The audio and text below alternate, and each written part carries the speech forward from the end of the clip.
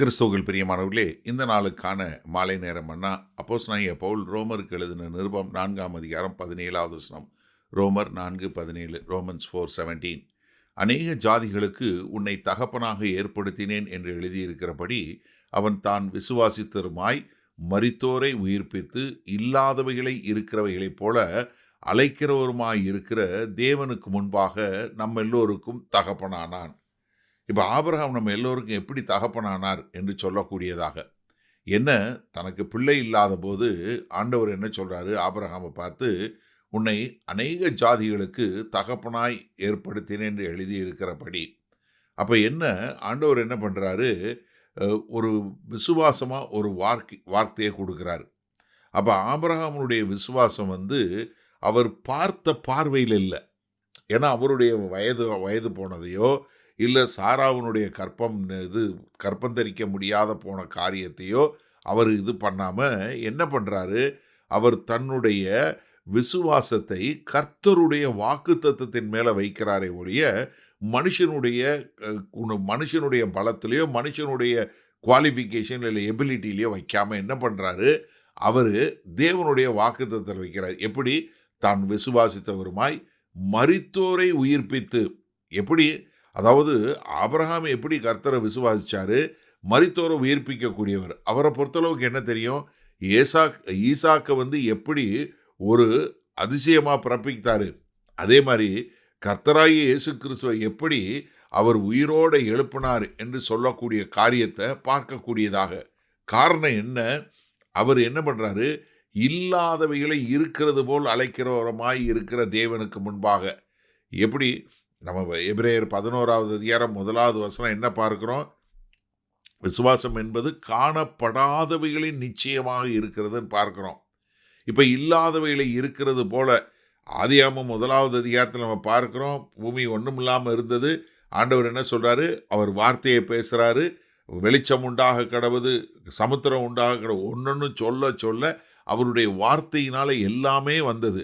ஏசாயா 55:11 வசனம் சொல்லுகிறது, அவருடைய வார்த்தை எதற்காக அனுப்பப்பட்டதோ அது எல்லாத்தையும் உருவாக்கக்கூடிய வார்த்தை.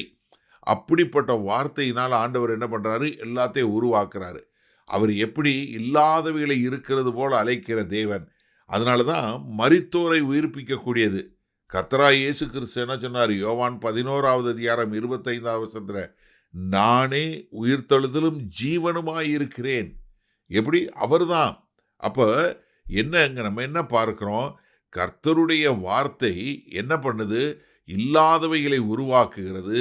அதன் மூலமாக அவர் என்ன பண்ணுறாரு, எல்லாவற்றிற்கு மேலாக என்ன, தேவனுக்கு முன்பாக நம்ம எல்லாருக்கும் is the father of many nation என்று சொல்லக்கூடியதா. எப்படி? ஒரு பிள்ளை கூட இல்லாத போது. எனக்கு அருமையானவர்களே, இதுதான் ரொம்ப ஒரு அருமையான காரியம். ஆபிரகாம் எப்படி விசுவாசிச்சாரு, ஒரு பிள்ளை கூட இல்லாத போது உலகத்தில் இருக்கிற எல்லா சந்ததிக்கும் நான் தகப்பனாவேன்னு விசுவாசிச்சார். பார்த்தீங்களா? அதைத்தான் சொல்கிறாரு. சரி, நம்ம இதை எப்படி எடுத்துக்கொள்வது? முதல்ல நீங்கள் ஆபிரகாம் மாதிரி விசுவாசிக்கிற எல்லாருமே, நம்ம எல்லாருமே தரிசித்து நடவாமல் விசுவாசித்து நடக்கணும். நம்ம பார்க்குறத பார்த்து இல்லை. இப்போ ஆபிரகாம் மாம்ச பிரகாரமாக பார்த்துருந்தாருன்னா கர்த்தரை விசுவாசிச்சிருக்க முடியுமா? என்ன ஆண்டவரே, எனக்கு ஒரு பிள்ளை கூட இல்லை, நீங்கள் எனக்கு உலகம் பூரா பிள்ளை இருக்கும் அப்படின்னு சொல்லக்கூடியதா? அப்போ நம்ம என்ன பண்ணணும், நம்ம வார்த்தையும் கர்த்தருடைய சத்தியமும் ஒன்றா வரக்கூடியதாக. விசேஷமாக நீங்கள் பண்ணக்கூடிய ஜபத்தில் இல்லை எல்லாத்துலேயும் என்ன இருக்கணும், உங்களுடைய வார்த்தையும் கர்த்தருடைய சத்தியமும் ஒன்றாக இருக்கக்கூடியதாக. அப்போ நம்ம ஆபிரகாம் நமக்கெல்லாம் தகப்பன், அப்போ நம்ம அப்பா போல இருக்கணும்ல. தகப்பனுக்கு பிள்ளை தப்பாமல் பிறந்திருக்குன்னு சொல்லுவாங்க இல்லையா? அப்போ நீங்கள் விசுவாசத்தில் ஆபிரகாமுடைய பிள்ளைகள் என்று சொன்னால், நீங்கள் எப்படி ஆபிரகாம் எல்லாத்தையும் விசுவாசித்தாரோ, கர்த்தரை முழுமையாக விசுவாசித்தாரோ, அந்த மாதிரி நம்ம எல்லாருமே அவரை விசுவாசிக்கக்கூடிய மக்களாக இருக்க வேண்டும். அப்போ நீங்கள் எல்லாம் யோசிங்க, எனக்கு அருமையானவர்களே, நீங்கள் எப்படி ஒரு தரிசனத்தோடு ஆபிரகாம் இருந்தாரோ அதே போல் நம்ம இருக்கணும். அந்த தரிசனம் எப்படி வந்துச்சு? கர்த்தருடைய வார்த்தை. கர்த்தருடைய வார்த்தை வந்த உடனே அந்த வார்த்தைக்கு ஏற்றார் போல ஒரு தரிசனத்தை ஆபிரகாம் பெற்றாரு. அதை தரிசித்து நடந்தார். இப்போ உங்களுக்கும் உங்கள் வாழ்க்கைக்கும் உங்களுடைய ஊழியங்களுக்கு உள்ள உங்களுடைய வாழ்க்கைக்கு கர்த்தருடைய வார்த்தை என்ன, கர்த்தருடைய தரிசனம் என்ன? அந்த தரிசனத்தை பெற்றிருக்கீங்களா? அந்த பெற்றிருந்தீங்கன்னா அவரால் அதை செய்ய முடியும், நம்மளால் இல்லை என்பதை உணர்ந்து நீங்கள் அதற்கேற்றாற் போல் வாழ கர்த்தர் உங்களுக்கு கிருபை பாராட்டுவாராக. வல்ல பிதாவே, இதோ ஆபிரகாம் எங்களுக்கு தகப்பனானார். ஒரு பிள்ளை இல்லாத போது அநேக பிள்ளைகளுக்கு தகப்பனாவேங்கிறத விசுவாசிச்சாரு.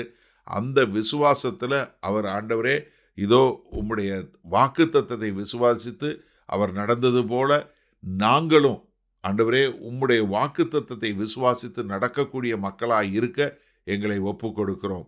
மீட்பரும் இரட்சகருமாகிய இயேசு கிறிஸ்துவின் மூலம் பிதாவே, ஆமேன். கர்த்தர் உங்களை ஆசீர்வதிப்பாராக. நாம் நாளை காலை தினசரி தியானத்தில் சந்திப்போம். Good night.